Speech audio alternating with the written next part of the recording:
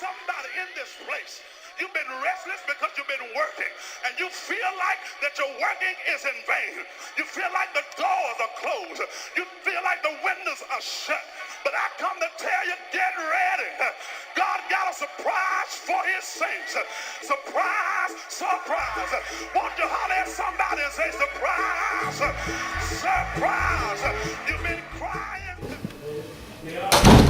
We're here in Mackenzie House for the Square Wheels House concert with Sid Griffin of the Cole Porters, formerly of the Long Riders, historian, TV producer, musicologist, and soon-to-be father.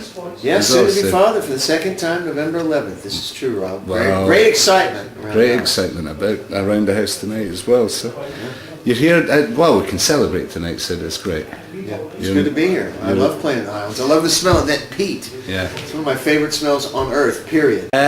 So, house concerts.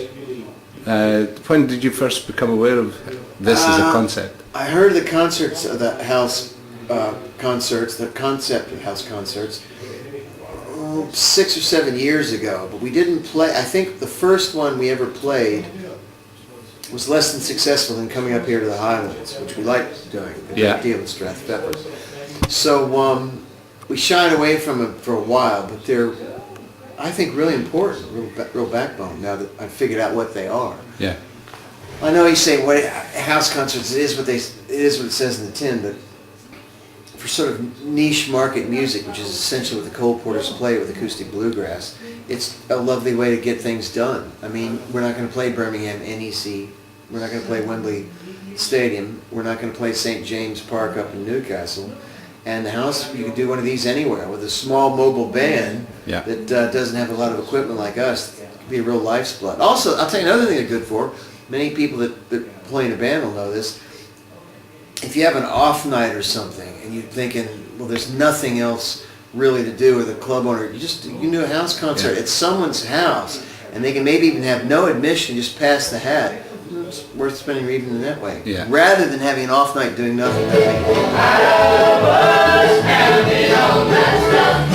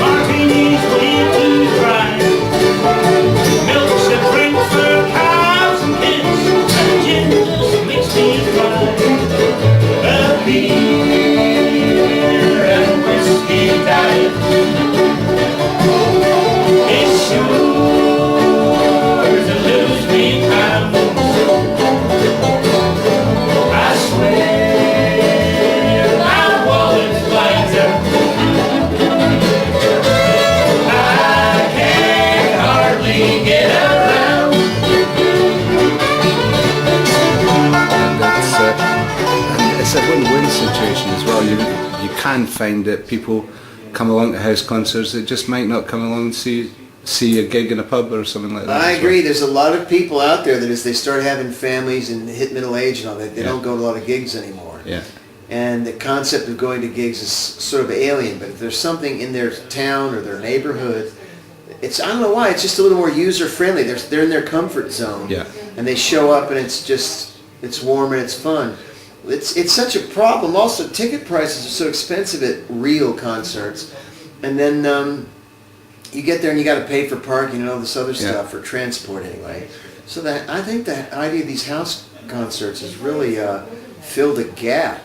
I've had friends that do a solo singer, songwriter, troubadour thing, just a guitar, and they go to America and that's all they do is house concerts. Yeah. And it's like a free trip to America. It's like the folk club has come home really in a lot of ways. It has. I agree. It's like folk music coming home because I mean, we sell CDs, shake hands, talk to people, and it's just a lovely. And what you get, I'll pan round here. What you get is a beautiful room like this at Mackenzie House. That's where the band is, and look where the television is. It's over there. Out of the way. Nobody can see the television. I love that. I love that. It's like the front room has been reclaimed for music again. Well, this is such a pretty house in particular, but the acoustics are pretty good in this room. We've done this twice. This is our third time, of course. Yeah. So I'm expecting it to be great. I loved Neil's introduction the last time. What did he say? He said said people say coming to the Square Wheels House concert that they should do it twice in their career, once on the way up and once coming back down again. It's great to be back here. That's a great joke. Once in the way out. So I don't know what he's going to say tonight. I don't think he can top it, but I mean, no. It's found every once in a while we play a wedding, and people ask me, "What are you doing playing a wedding?" Well, you get paid well, you get fed, and everyone's in a great mood. Yeah. And at a house concert, it's kind of the same thing. You have a lovely meal, and everyone's in a great mood. I mean, you play weddings, everyone's in a great mood. If you do a gig that's a regular gig in a pub back room or a theater, we do a lot of theaters and a lot of art centers. You might get somebody that's just had a horrible day or a fight with their wife or whatever. But there's something about the house concerts that, like the weddings, that behavior's vanished. Yeah. Yeah. You don't have some sort of hooligan element at a house concert. Yeah. So you couldn't have done it with the Cole Porters or the Long Riders in the earlier days of the Cole Porters. No, you couldn't have. When I was electric band, you can't really do it. It pretty much has to be acoustic music. I mean, even though his neighbors are down the street, and he's in the Highlands, you wouldn't want bass and drums. Yeah. If you've got a job tomorrow, Friday morning, and you've got bass and drums 4/4 time, it's not a good thing. No. So is this resurgence of the Cole Porters along with acoustic music and I think so. Oh Brother, Where Art Thou and all that? I think that Gillian Welch and David Rawlings started it, and not right on their heels, but not terribly long after that, Oh Brother, Where Art Thou happened, and then Down from the Mountain. And I mean, it's just amazing. I go back to Kentucky once a year to see my relatives, and it's just amazing how many young people are playing this music now. Yeah. It's not amazing to a Scotsman that, because in the Highlands it's actually encouraged. I agree. Yeah. And Eastern Canada and places where the fiddle's massive, well, it's not Scots people in Eastern Canada, but in a place like the States, TV killed it. TV killed a lot of folk music, and it's amazing how many young people with full heads of hair, no gray, and the kids now have beards. Young guys have big fat beards, and it's the under 25s play this music. It's just amazing. No more chains to tie my arms down. No more chains to hold me back. No more chains to sound my capture. I've come a long way, ain't going back.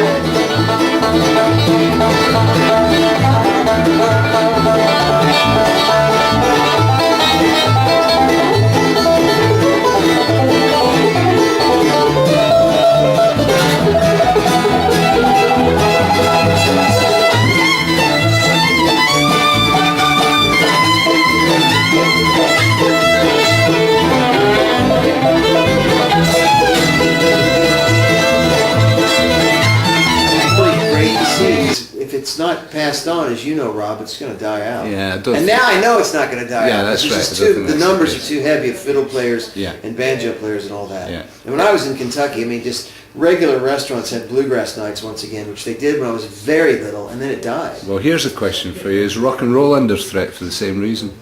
I think rock and roll is under threat from that X Factor and American Idol crowd. It seems to be young people that really want to make money and be on the cover of magazines no longer form rock groups and dream about the NME magazine cover. They seem to form rock groups and dream about being on the cover. They seem to form those dance acts like Girls Aloud or New Kids on the Block and want to be on the cover of Heat magazine. Yeah.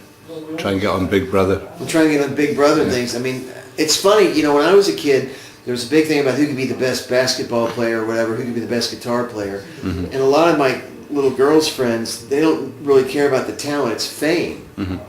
Who's the most famous? And it's like, well, for what? I mean, are you a great footballer? Are you a great novelist? Are you a famous politician that's help feed the poor? Yeah. No, it's just fame for fame's sake. It's a real weird sea change. Shallow. I think Simon Antichrist Kyle's got a crowd. lot to answer for.